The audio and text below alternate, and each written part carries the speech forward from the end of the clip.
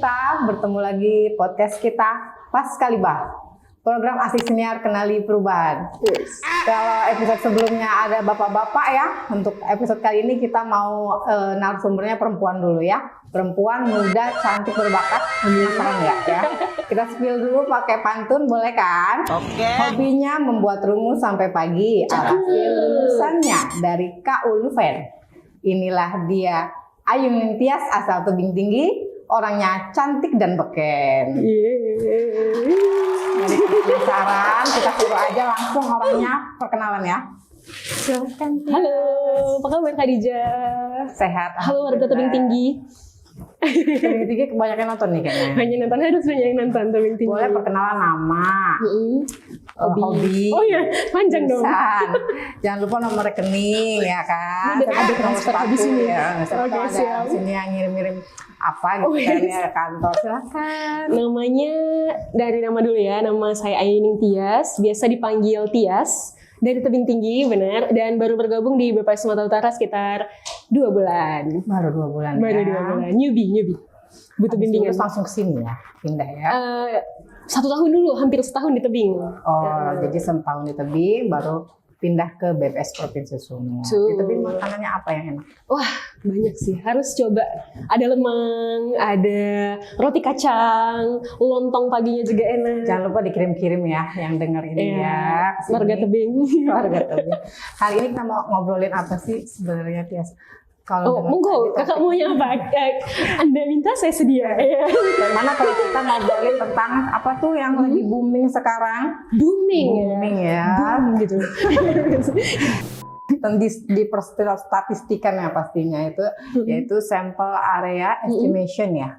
Oh, saya itu ada kepanjangannya sih. Apa tuh? Sayang.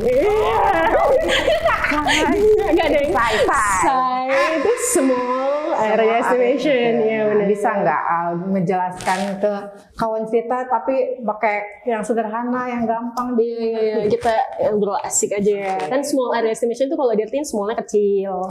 Area berarti area atau domain.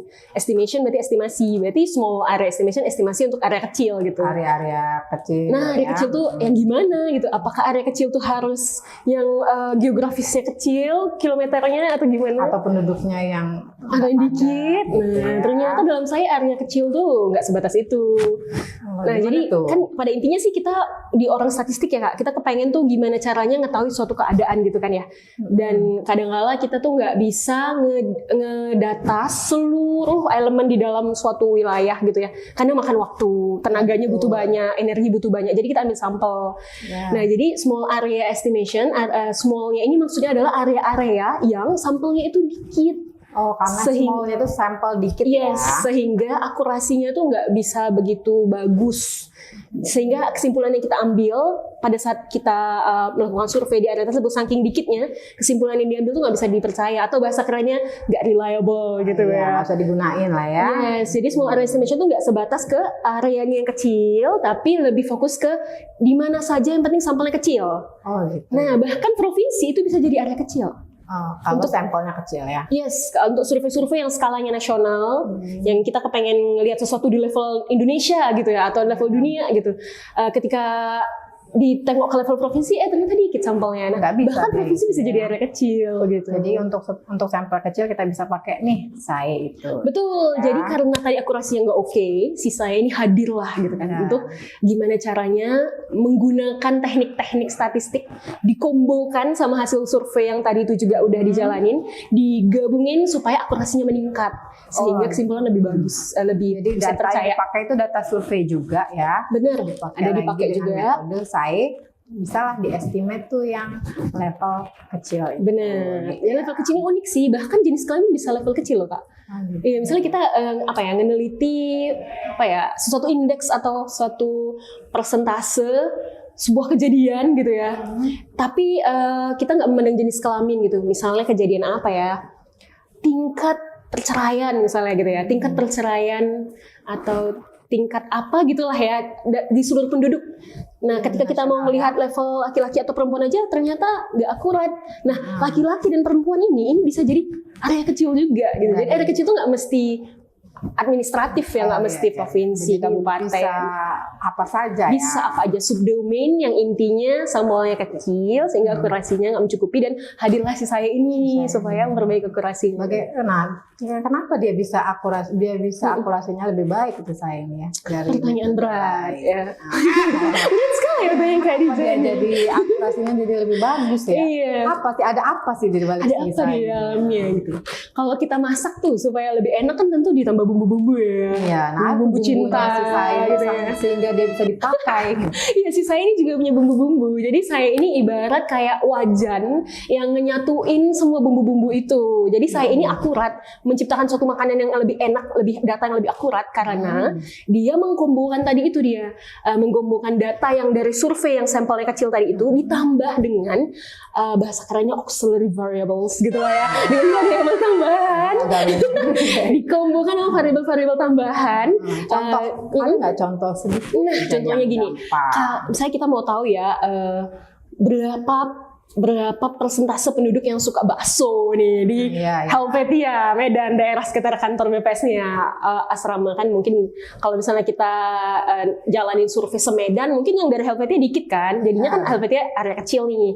Nah, jadi kita nggak semata-mata pakai hasil survei berapa orang yang suka bakso, tapi kita komboin juga sama auxiliary variables-nya, yaitu sesuatu yang lain di luar variabel yang kita teliti, tapi sebenarnya masih ada hubungannya tuh. Contohnya kita pakai auxiliary variables-nya berapa warung bakso yang ada di Helvetia, terus berapa rata-rata kunjungan di warung-warung bakso yang ada di sini. Jadi kan singa itu ya. Nah itu semua tuh bisa mendukung untuk pada akhirnya nanti kita ngeramu satu angka, oh segini loh persentase orang yang suka bakso di Helvetia sebagai area kecilnya. Walaupun tadinya sampelnya nggak cukup tuh kita prediksi untuk yang di Helvet karena kita udah kasih tambahan tadi variabel, bisa lah kita prediksi gitu ya. Itu yang paling sederhananya. Bahkan sekarang udah sampai pengembangan-pengembangan yang lain nih Kak Dija. Bisa digabung sama auxiliary variables yang spasial dan temporal. Bisa dilihat data-data yang sebelumnya. Jadi kan kita kadang-kadang survei itu nggak cuma sekali ya, ada beberapa tahun sebelumnya. Nah, data-data tahun sebelumnya itu bisa ditarik, jadi masuklah efek temporal. Semakin banyak variabel tambahannya akan semakin akurat ya? Iya, selama modelnya juga cocok ya. Karena model itu seperti seni ya kan. Kayak misalnya kita ngelukis, nggak semua warna harus kita taruh di situ, ya nggak sih? Ada kombinasi yang buat elok. Seperti itu juga lah. Auxiliary variables yang tersedia banyak nih, gimana kita kombinasiin supaya pas di modelnya. Dan juga harus kita mencarikan butuh data juga yang pas. Itu salah satu tantangan sih. Kan? Iya. Pernah ya kesusahan cari data? Kayaknya gitu. Iya, kayak gitu. Kemudian kalau memang berarti saya ini kan udah akurat, bisa lebih akurat ya, lebih akurat. Area yang sangat kecil. Kenapa sih BPS nggak secara official gitu? Oh ini data hasil saya dari BPS gitu. Iya, sebenarnya kan bener sih yang Kak Dija bilang lebih akurat ya. Satu lebih akurat, bahkan promosi saya dulu ya sebelum ke arah pertanyaan Kak Dija tadi. Bahkan saya itu bisa ngeciptain satu angka yang untuk daerah yang sama sekali nggak punya sampel. Nah itu kan, apalagi kayak tingkat pengangguran, kemiskinan, yang mungkin selama ini hanya sampai level kabupaten kota, ya kan? Betul. Berarti kan dengan hasil saya kita bisa lihat tuh kan dari sampel bahkan untuk kecamatan-kecamatan yang nggak ada sampelnya sama sekali itu bisa keluar ya? Bisa keluar. Nah itu kenapa? Bagus ya, istilah kayak mempermudah ya kan sih. Yang selama ini mungkin teman-teman akademisi atau orang-orang yang perlu data, pemerintahan siapapun itu yang butuh buat program, kebijakan, evaluasi atau kajian, butuh angka itu tapi nggak ada, dengan saya bisa diciptain. Nah tapi kenapa nggak hasil ciptaan dari saya ini diresmiin gitu ya sama BPS ya? Langsung tingkat pengangguran sampai depan gitu kan. Ini yang cocok jawab siapa ya? Ini sebatas ya pengetahuan newbie di sini ya. Kalau yang pernah tis ikutin tuh salah satu profesor yang oke banget lah ya, semua orang mungkin pasti kenal, yang jagonya banget saya di BPS, Profesor Aska. Tahun berapa gitu ya, beliau pernah ngisi seminar, terus beliau bilang salah satu kendalanya itu di undang-undang. Iya, jadi undang-undang statistik kita di undang-undang. Benar, peraturan satu. Karena undang-undang statistik kita kalau nggak salah saya, nanti boleh yang tahu komen-komen di bawah ya, biar rame kolom komentar ya. Undang-undang statistik kita itu tuh masih mematokkan bahwa hasil yang official, data resmi dari pemerintah itu harus berdasarkan sensus dan survei. Hanya dari 2 itu ya. Setahu saya. Nah mungkin tapi Sampai kedepannya saat ini ya. sampai saat itu tes dengar. Ya. Nah mungkin kedepannya bakal ini sih Mas, akan ada pengembangan ya. Termasuk mungkin saya ini, termasuk mungkin nanti big data bisa jadi official statistik juga. Karena di Amerika Serikat tuh si saya ini Kak udah dipakai sama pemerintahnya buat ngeluarin official statistik tahun 90. Kakak di tahun 90 kelahiran ya. Kira-kira tahun berapa ya? Dia sebelum ada tuh tahun 90 ya. Belum ada. Amerika Serikat udah kayak saya. Iya, untuk official statistiknya. Nah, kita mungkin sedang bergerak ke arah sana ya, mematangkan semuanya. Sama satu lagi sih, ini pendapat pribadi tapi ya. Karena modeling, saya itu kan pakai modeling ya, model-model statistik untuk ngehasilin yang tadi, estimasi yang lebih akurat. Dan modeling itu sepandangan Tias tuh adalah suatu seni gitu ya Kak. Artinya dengan data yang sama, orang-orang bisa memodelkan data itu di model yang berbeda-beda, dengan distribusi yang berbeda-beda. Ya? Iya, terus mikirnya gitu sih. Jadi kayak seni banget kan. Kayak tadi misalnya ada cat nih, suruh gambar sesuatu di atas kanvas. Itu pasti tiap orang punya pikiran sendiri, punya beda-beda sendiri. Walaupun merek catnya sama, warnanya sama, tapi tujuannya sama-sama menggambar. Yes, jadi kayak itu mungkin salah satu juga ya, karena sifatnya yang masih seni ini, jadi mungkin belum bisa plek-tiplek mana yang paling baku gitu ya, mana yang paling baku gitu nanti yang mungkin keluar jadi official, karena tiap orang punya pandangannya sendiri kan ada banyak nih jenis-jenis SAE-nya juga. Hasilnya pun akan berbeda-beda kan. Iya, tergantung jenis SAE-nya yang dipakai. Dampak positif penggunaan SAE ini seperti apa? Jelas yang kayak tadi ya kan, untuk daerah-daerah yang nggak ada sampelnya kita bisa hitung estimasi apapun lah, tergantung yang lagi kita teliti di situ. Ada daerah-daerah yang kecil apalagi itu bisa keluar juga estimasi yang lebih akurat. Nah jadi dampaknya ya kalau dari segi penelitian nih, orang-orang yang kita kepengen tahu suatu keadaan di suatu tempat atau di suatu subpopulasi, kayak misalnya tadi di segi laki-laki berapa, perempuan berapa, atau segi anak-anak berapa di area-area kecil gitu, dengan adanya SAE ini dampaknya adalah kita bisa ngeluarin angka tanpa begitu banyak mengeluarkan sumber daya waktu, uang dan tenaga, iya kan? Karena kita kalau mau survei semuanya sampai sedetail itu mungkin perlu petugas yang banyak, uangnya juga banyak, waktunya juga. Benar. Dengan adanya SAE, dengan apa adanya survei itu jadi combo, jadi lebih hemat waktu, ya lebih hemat, gak usah banyak-banyak banget ngeluarin biaya dan petugas dan lain-lain. Berarti manfaat positifnya banyak sekali. Iya, seru banget sih. Makanya kalau yang nonton ini, habis ini pengen mengecimpungi saya, ini bagus banget. Bisa hubungin Tias ya? Bisa hubungin Khadijah. Iya, kita berdua di sini. Kalau jenis-jenis ada banyak? Banyak sih, jadi kayak misalnya ya kita ngobrolin bolu gitu ya. Bolu tuh ya ada bolu coklat, keju, green tea, apalagi saya juga ada ya, macamnya ya. Apa? Komen lagi di bawah ada bolu apa aja. Yang paling benar pasti kita kasih apa. Nah kayak gitu juga saya ada jenis-jenisnya ya, sama-sama SAE gitu, tapi jenisnya banyak. Tergantung yang jelas data yang kita pakai. Lihat dari datanya dulu ya. Betul, sama ketersediaan datanya itu ngaruh. Terus distribusi datanya itu ngaruh. Berarti semua aspek pun harus diteliti benar-benar ya. Iya, sebaiknya begitu. Nah, itu sih sebenarnya salah satu tantangan SAE-nya ya. Gimana caranya ngebuat pemodelan yang tepat gitu, sesuai dengan data yang kita punya, tujuan yang kita punya. Tantangannya yaitu kita harus pemodelan yang tepat untuk data ini, modelnya yang mana. Iya, pemodelan yang tepat, benar banget. Mengukurnya dengan akurasi tadi ya. Iya, untuk melihat mana yang lebih tepat nih di antara semua model, kita bisa hitung akurasinya. Gitu. Jadi kalau misalnya nih saya sama Tias sama-sama menghitung tingkat pengangguran saja hasilnya beda ya dengan menggunakan saya dengan model yang berbeda. Bisa sebenarnya. Bisa, ya. Bisa banget. Mungkin itu jadinya kita nggak official ya. Bisa jadi itu. Bisa jadi. Aku ngambil Anda ya. Biar rame dalam komentarnya ya. Oke lah. Jadi tantangannya juga cukup banyak ya. Harus benar-benar SDM-nya. Iya, itu salah satunya juga benar. Sama komputasi sih ya. Karena kan kalau misalnya hal-hal yang kayak gini kita hitung tangan kayaknya nggak selesai ya. Jadi ya berarti salah satu tantangan dan peluangnya adalah menguasai si teknologi supaya bisa menuangkan saya ini sejauh ini bisa pakai programming ya, statistical programming, program-program statistik lah. Iya, gimana ngenuangin ide kita ini ke dalam program itu, membentuk sintaks atau model, kemudian keluar hasilnya, mengevaluasi dan seterusnya. Jadi itu salah satu tantangannya ya. Selain modelin yang tepat, gimana caranya program atau model ini bisa di-running gitu, secara nyata gitu. Jadi kemampuan programming juga bagian dari tantangannya. Tantangannya tapi dampak positifnya pun banyak ya. Benar. Kita bisa memprediksi ke level terkecil, tidak membuang banyak waktu, biaya. Yes. Jadi berakit ke hulu, berenang. Iya, bersakit-sakit dahulu, bersenang-senang kemudian. Jadi repot-repot dulu lah ya buat modeling, buat programming, tapi hasilnya bersenang-senang kemudian ya, bagus, bermanfaat. Gitu. Bisa nggak cerita riset S2-nya tentang saya ini seperti apa? Sedikit aja.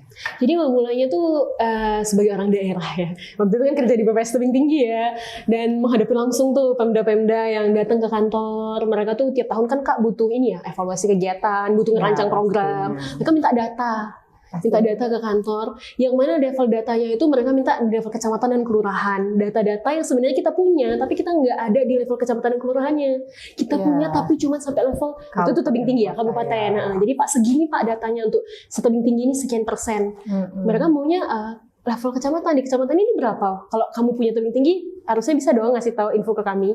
Di kecamatan ini berapa persen, di kelurahan ini berapa persen. Kami butuh nih ngebuat program. Dan kita nggak bisa nyediain.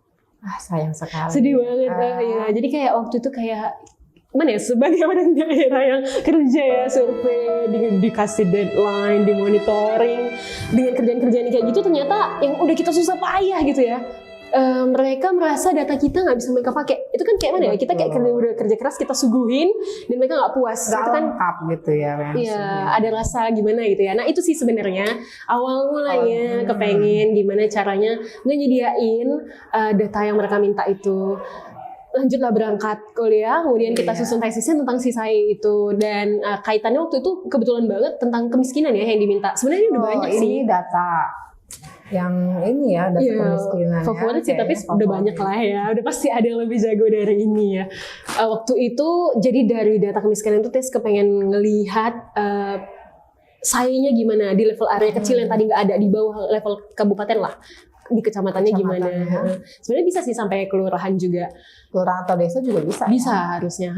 Nah jadi tapi tadi itu yang kita obrolin ya, bolu-bolu ini kan banyak ya, dan mana bolu yang paling lezat gitu. Nah jadi salah satu tujuan dalam penelitiannya itu selain tes ngemodelin say, tes kepengen sayanya itu nanti dibandingin dari beberapa distribusi yang berbeda, dari kombinasi auxiliary variables yang berbeda juga, mana yang lebih baik. Nah, jadi untuk pada intinya tes kepengen ini bermanfaat secara praktis gitu.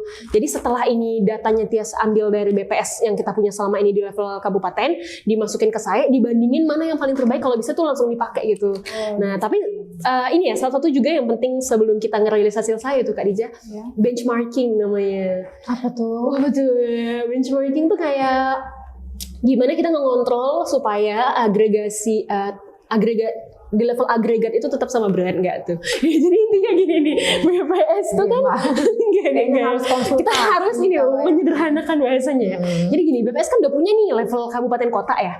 Ketika nanti kita ngeluarin hasil saya kecamatan dan kelurahan, jangan sampai ketika level kecamatan dan kelurahan ini diagregasi ke level kabupaten kota nggak sama yang udah dirilis BPS. Nggak boleh ya. Iya dong, kan padahal yang kita punya akurasi yang terbaik itu yang di level kabupaten kota kan. Artinya itu udah golden standarnya kan. Harus itu dipegang karena akurasinya udah baik nih di level kabupaten kota. Yang nggak baik kan kecamatan dan kelurahan. Ketika kita mengeluarkan hasil kecamatan dan kelurahan ini harusnya nanti ketika diagregasi balik ke level kabupaten, hasil dari saya ini dibalikin ke kabupaten harusnya matching. Nah kayak gitu sih benchmarking. Jadi dari salah satu tadi kan ada beberapa yang dibandingkan kan sama TS. Yes, benar, beberapa yang dibandingkan. Jadi hasilnya yang mana yang baik? Kalau untuk tapi pasti ada lagi yang lebih baik ya, karena gini ya, kayak tadi kita omongin ya, nggak ada kayak mana yang paling 100%. Semua ilmu makin berkembang.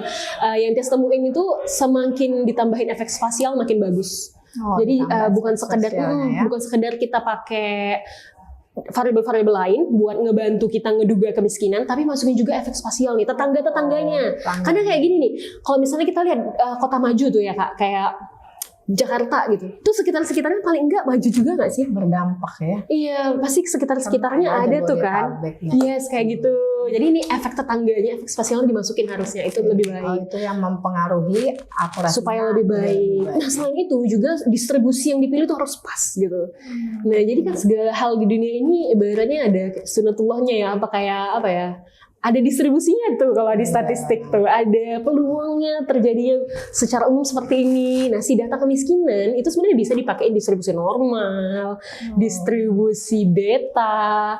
Nah, jadi kita coba masukin beberapa distribusi dan kita rekomendasiin ya hasil dari si tesisnya ini untuk pakai distribusi zero inflated beta. Jadi kenapa? Karena kan kemiskinan yang kita rilis itu kan pasti antara 0 sama 1 ya. Artinya 0% sampai 100%, proporsinya 0-1. Nggak mungkin kan kemiskinan lebih dari 100 atau minus kurang dari 0. Pasti dia bound, ada batasnya 0 sampai 1. Nah, jadi distribusi yang cocok untuk ngejelasin 0 sampai 1 itu namanya beta. Gitu. Iya, beta sayang ini beta saya. Ini tadinya beta saya itu lagunya loh. Oh, jadi selain distribusinya juga spasialnya ya. Iya benar. Jadi ternyata ada yang unik lagi di data itu tadi ya, pengembangan. Ketika kita main distribusi beta nih Kak Dija, ternyata distribusi beta aja itu nggak cukup karena ternyata banyak sekali di level yang hasil survei itu kemiskinannya di beberapa sampel daerah-daerah kecilnya hasil kemiskinannya itu 0. Artinya nggak ada penduduk miskin sama sekali. Hasil surveinya di beberapa area kecil. Nah, muncullah angka 0 yang banyak nih. Nah, angka 0 yang kebanyakan itu mengganggu distribusi ya. Distribusi yang awalnya dia menyebar di 01, nih ternyata banyak nih 0 yang ngumpul. Itulah makanya muncul nggak sekadar beta tapi zero inflated beta. Kayak gitu. Nanti mungkin dia bisa dikembang-kembangin lagi. Pokoknya seru sih intinya. Seru banget.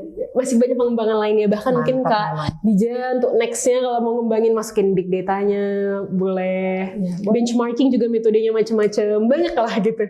Nah, itulah berarti sangat penting, bisa dipelajari, sehingga dia juga sangat akan memberikan akurasi yang tinggi gitu kan. Lebih baik lah ya. Mungkin nggak 100% akurat, tapi setidaknya meningkatkan dibanding yang nggak pakai SAE, dibandingnya cuma data langsung aja. Dan level yang paling penting adalah bisa mengestimasi di level yang area kecil dan bahkan area-area nggak punya sampel. Pokoknya nanti kalau mau lebih lanjut Kak Iza, kita kan pernah pernah ngebuat nggak sih BPS Sumut YouTube-nya ya. Iya, cek aja tuh banyak tuh ada tentang Wigo ya, tentang SAE ada, sama ada seminar online juga tentang SAE lebih detail dan maknyus lagi. Harus ke situ. Nanti ditampilkan ya di sini. Di mana? Linknya Niat Tias juga ya kan narasumbernya ya. Jadi tolong nanti nomor rekening. Aduh, terima kasih. Kayaknya sekian dulu aja podcast kita ya. Boleh. Nanti ketemu lagi sama Tias. Nanti sekian podcast kita. Saya tutup juga dengan pantun ya. Ada pantun lagi. Tadi udah ada pantun sedikit ya. Kalau ada sumur di ladang, boleh kita menumpang mandi. Kalau podcastnya kurang panjang, bolehlah Tias diundang lagi. Iya. Terima kasih Rija. Gimana? Terima kasih ya Bu Narsum. Terus jangan lupa ya kita nonton lagi episode selanjutnya. Dan jangan lupa apa Tias? Jangan lupa di komen, like dan subscribe. Dadah. Aduh alay. Udah. Oke.